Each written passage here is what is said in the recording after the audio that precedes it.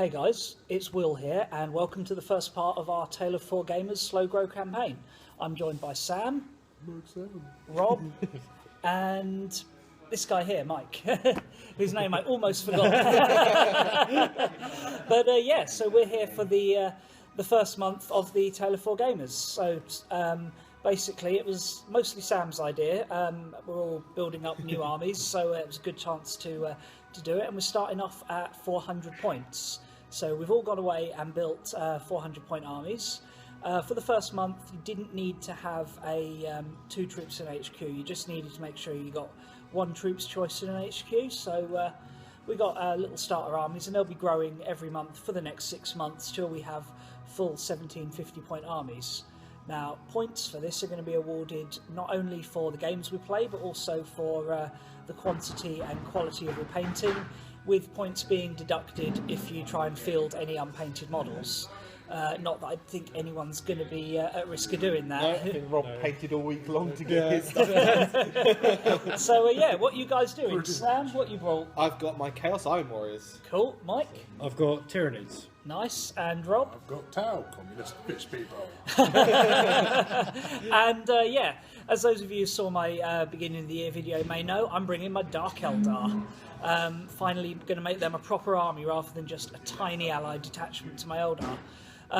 But yeah, so we're here for the first game today. Sam, what is the mission? It's effectively relic, so there'll be one objective in the middle which you can use, but near each deployment zone there's going to be another objective which you can score progressive points throughout the game. So if you hold your home objective, you score 1 point. At the end of your turn, hold an enemy objective, you score 2 points. Okay, sounds good, sounds good.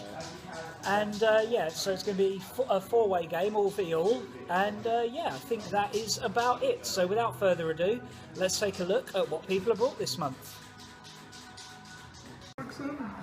So, starting off here, we've got Sam's Iron Warriors.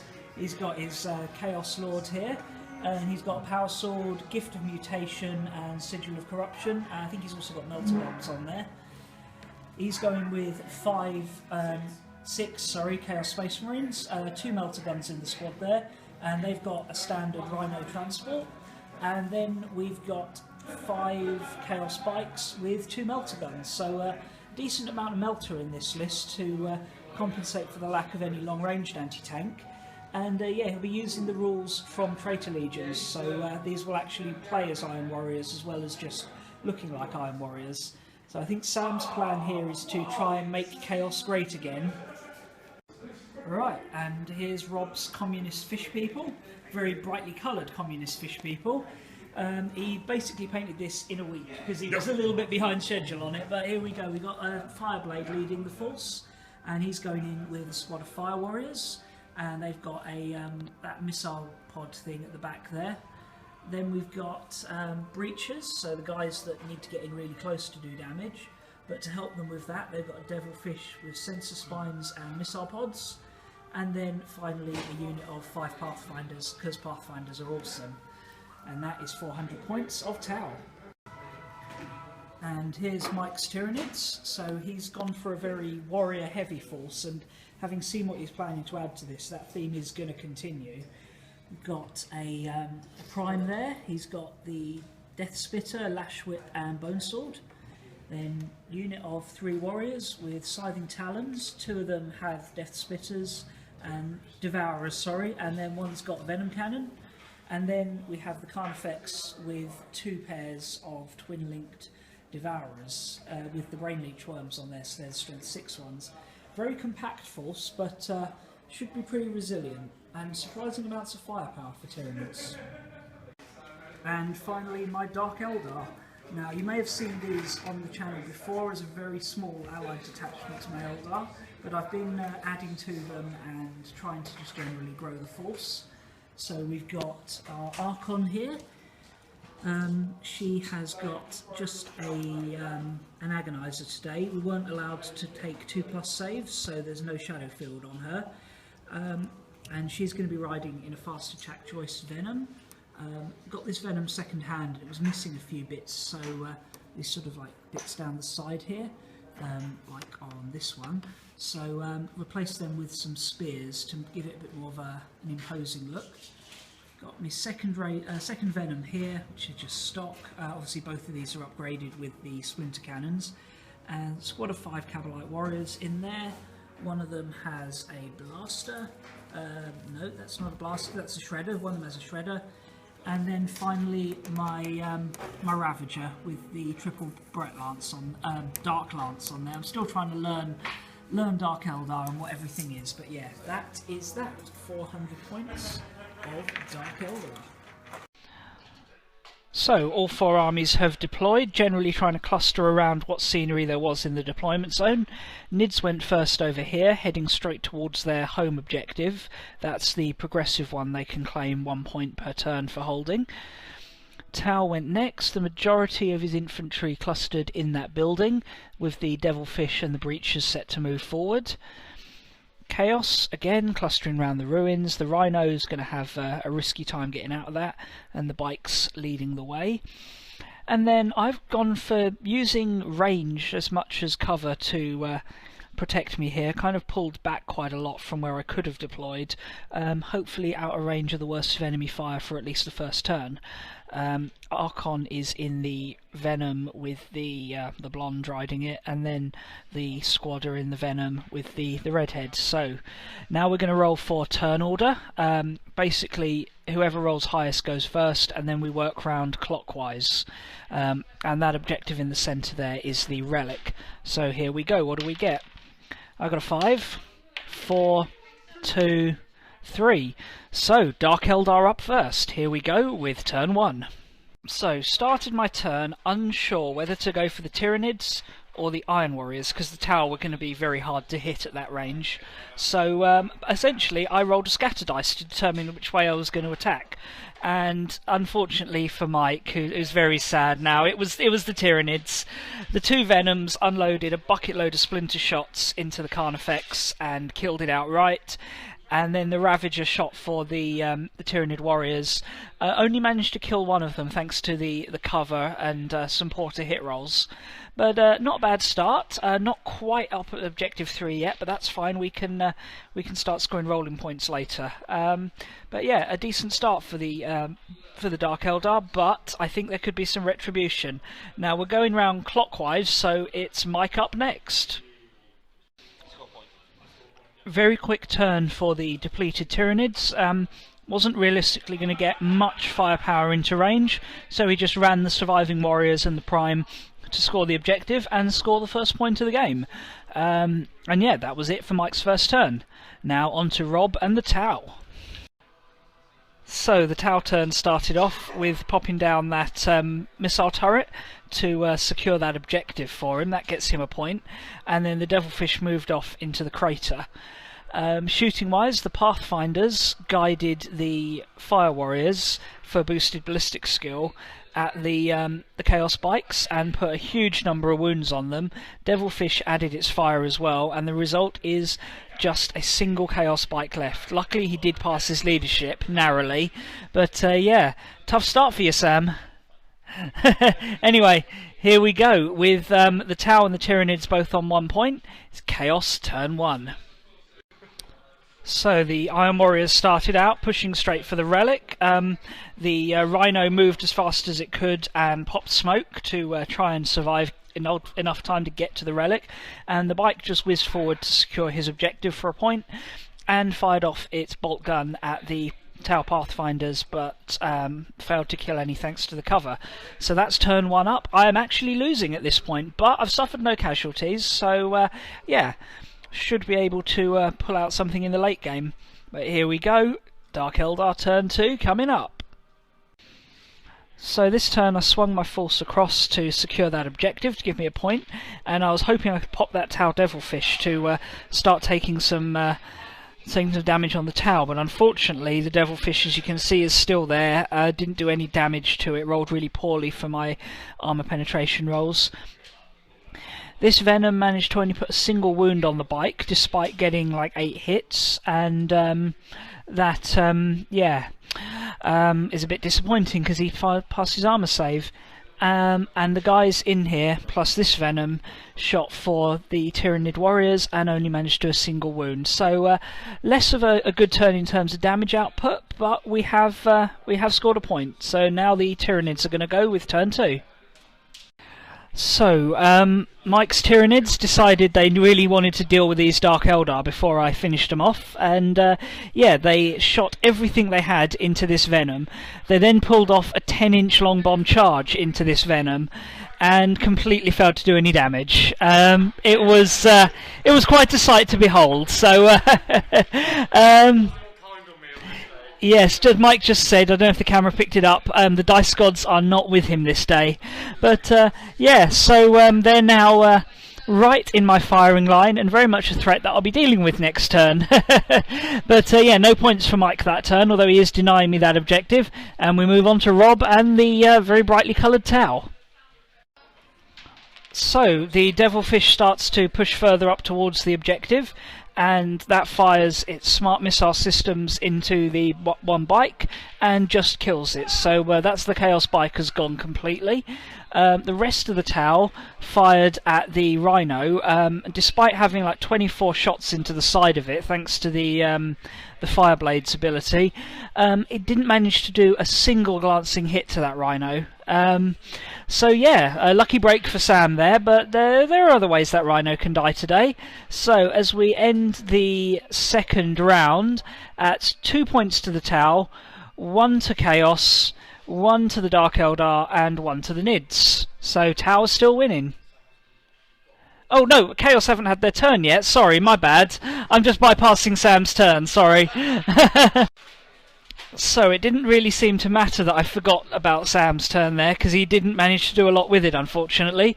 Rhino moved up to within melter range of the Devilfish, fired out the melter and the combi melter, did 2 penetrating hits, but then they were both jinked, so no damage there.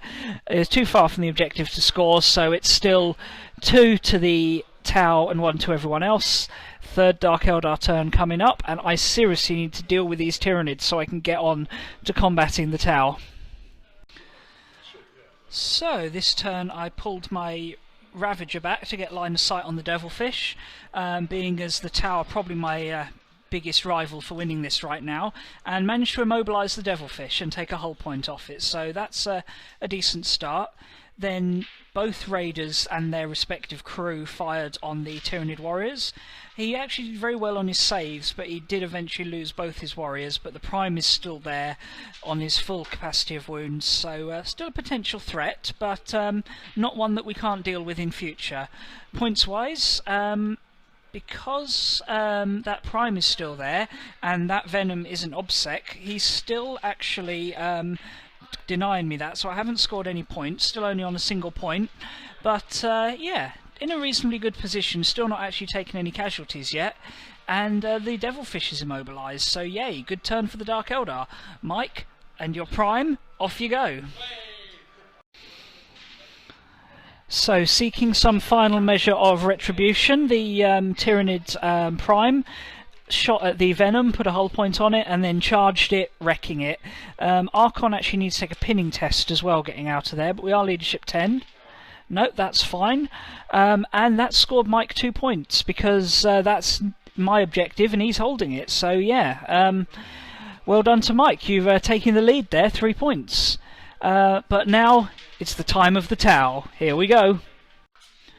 So with their Devilfish immobilised, the Breachers got out this turn and went straight for the Rhino, put 2 hull points on it, which meant it was up to the Fire Warriors, with support from the Pathfinders, to eventually finish this Rhino off. So that's now gone, wrecked, and the squad inside have got out. They're not pinned, so we can expect some shiny metal retribution on the ultra bright coloured communists here. Here we go with the third Chaos turn. Right, so the Iron Warriors started their turn by grabbing the relic with that squad, so that is now in their possession, and then turning their guns on the Fire Warriors. the Chaos Lord chucked a frag grenade, aiming bang smack in the centre of the Breacher unit, but unfortunately rolled a double 6 and a straight back scatter and hit his own squad. Thankfully power armor and toughness 4 saved them from any damage, but it was a bit of a comedy moment. Then all the bolters, melter guns, etc. fired and killed a total of 1 breacher. So yeah, not a great turn for Sam, but he is on the relic, which could be significant in the end. That brings us to the end of turn 3, and here we go straight away with Dark Eldar turn 4.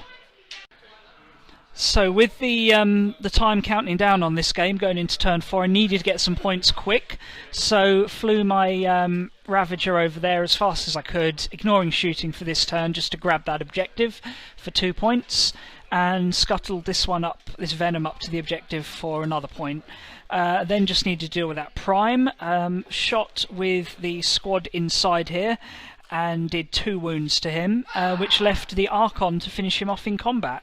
The Prime did have a bad time of it. He went first, but failed to wound the Archon, and then she had 6 poisoned attacks with an Agonizer, so combat was somewhat a foregone conclusion by that point, and yeah, that's Slay the Warlord, and 3 points, so that is 4 points, bringing me up to 5, so leading now.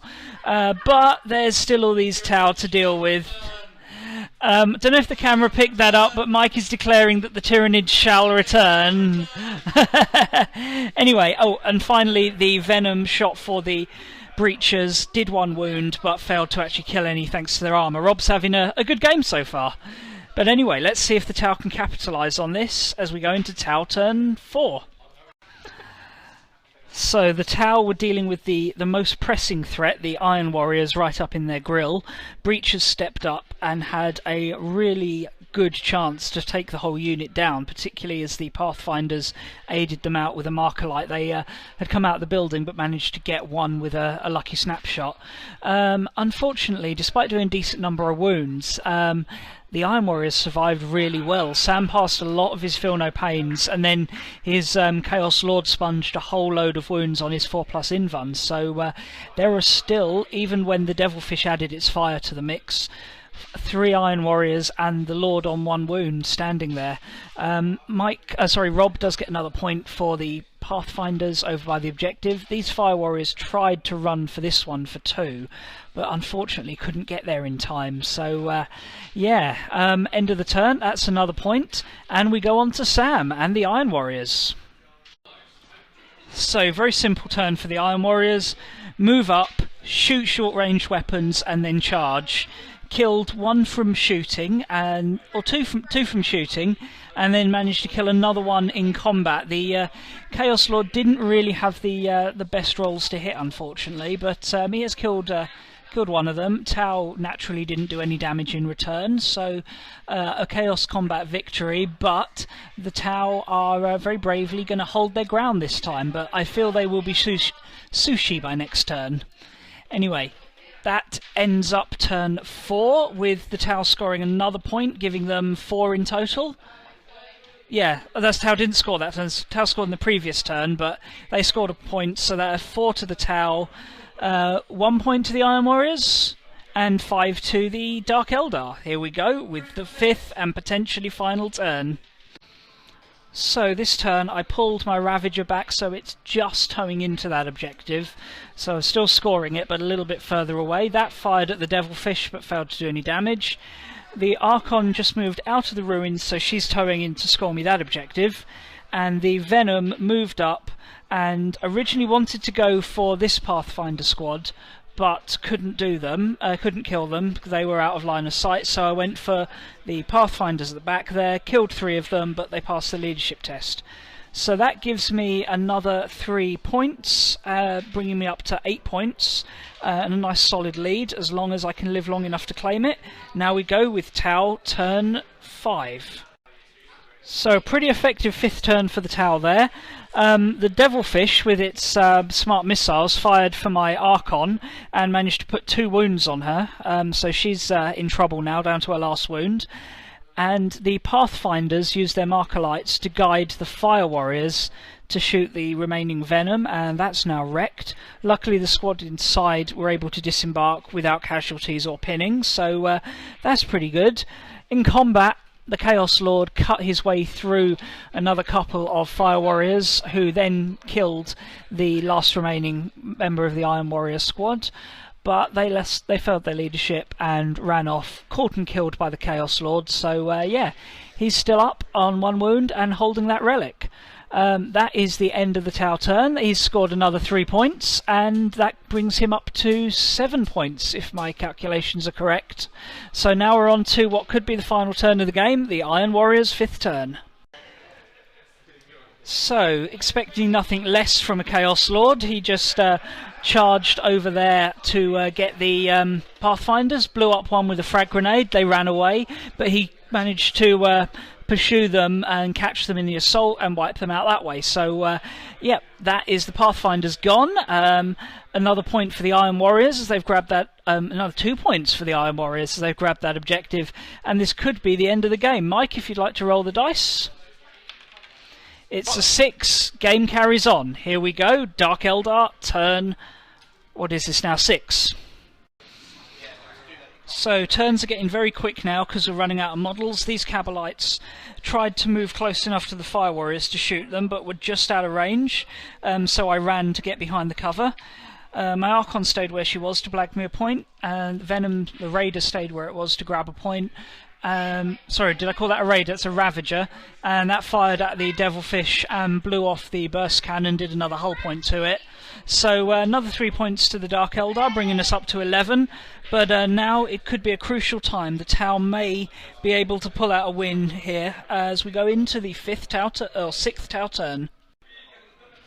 So, in order to maximise the number of objectives he was going to score this turn, Rob pulled his Fireblade out of the unit to grab objective 4 for 2 points, pushed the Fire Warriors back up to his home objective for 1 point. Then the Devilfish fired at my Archon and finished her off. That's another point for Slay the Warlord. And then they were going to go and finish off the Chaos Lord. All those point-blank range pulse rifles did only 3 wounds. Averages held true, and he failed 1 save.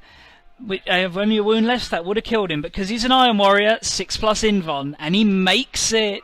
Sorry, 6+ Feel No Pain, and he makes it. So he is sticking there.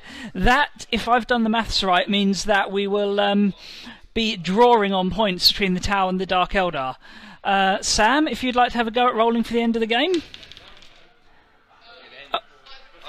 Oh yeah, sorry, Sam actually has a turn here, I forgot about that. So sorry, yeah, we'd forgot Sam's turn there. So the one surviving model in his army, the Chaos Lord, fled back and tried to chuck a crack grenade at the Fire Warriors, but missed wildly. Now the game could end. Shall we roll that dice again and get the same result? Would be nice. No, it's a 5. One more turn. Here we go. So last Dark Eldar turn. These guys moved up through the ruins and shot for the Fireblade, but only managed to do 2 wounds to him. But then the Ravager realised it could actually kill the Chaos Lord, so as much as the Fire Warriors wanted to do it, the Ravager got a kill steal there. So that's 3 points, 3 more points to me, bringing me up to 2 points there, and 1 for the kill on the Chaos Lord, bringing me up to 14 points in total, as we head into what will be the final turn of the game. So last turn was really a formality for the Tau. The Fire Warriors just stepped up and actually claimed the relic, scoring him 3 points, plus 2 for that, and 1 for that, giving Rob the victory. So nice one, mate, well done. Thank you very much, guys, and we'll see you lot in a minute for the post-game. So before we go on to the post-game, I just want to take a quick look at the scores. Now Sam's devised a scoring system for the campaign based on points for what you paint and how well it was painted, but also your score in the game. So models added to the army, or units should I say, are ranked as level 1, 2 or 3 based on the quality of the painting. Essentially level 1 is just, it has some paint on it. Level 2 is some techniques have been tried, whether that be washing, edge highlighting, dry brushing, etc.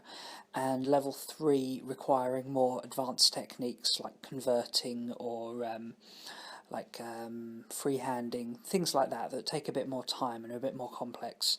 And so every new unit added gets 1, 2 or 3 points based on the 3 levels of painting, and then you also get points scored for the games, and just a bonus point in any month that you add a new model you get, or add a new unit, you get a single point for that. So let's take a look at the scores. So starting off with Mike, he added 3 new units to his army, and they were all deemed level 2 paint standard. They had washes and dry brushes on them, so he got 6 points for that, 1 point for adding just anything, and then in the game he finished joint 3rd, and we decided that all the players who came other than 1st got 2 points because nobody lost the game, so that leaves him on a total of 9 points for the first month. So Rob had painted up 5 units for his Tau, including the vehicle and the commander, which gave him, with them all being painted at level 2, 10 points off painting alone plus the bonus point. Then winning the game netted him another 3 points, giving him 14 in total. Once again, Sam's painting was ranked at level 2. There was ink washing, layering and dry brushing all here, and so he got level 2 for all of that, and with 4 units added, that gave him 8 points for painting, plus the extra point, and 2 points for his performance in the game, coming joint 3rd with Rob, leaving him on 11 points. And finally we come to my score. So some of my models were ranked at level 3 rather than level 2, because I'd got some free handing on there.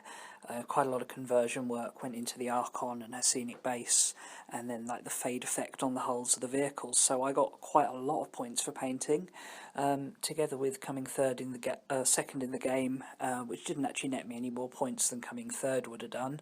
I ended up with 17 points in total. So, as you can see, despite not winning the game, because of adding quite a lot of units and a decent painting standard, I'm actually out in front after the first month. But, you know, the other guys are still getting pretty close, and there's certainly plenty more months to do in this. We're going to run this over 6 months, heading up to 1750 points, so there is plenty of time for the other guys to catch up. Anyway, now we can go on to the post-game. Right, so that was a good fun game. Thanks a lot, lads. Well done to Rob. You had the win there. Nice one. Stole it from me at the end. Bad luck to Mike. Sorry I killed all your nids. I did kind of felt a bit bad about killing them, but they were just so close I had to deal with them. Watching all your warriors fail on that turn 2 to kill a Venom. That was bad. But, yes, they did. But no, it was good fun. So yeah, next month we're up to 700 points. 600 points. And full force organisation chart allowance, which means if someone wanted to be a douche, they could bring a Storm Surge at that points level. Not just yet. And it's going to be a doubles game, yeah, just a doubles Maelstrom mission, with first and last in the ongoing points teaming up against second and third. So it'll be me and Mike teaming up against Sam and Rob. So it's going to be interesting. Yeah, it should be good. So thanks a lot for watching, guys, and join us again next month for the next Tale of 4 Gamers. Yeah.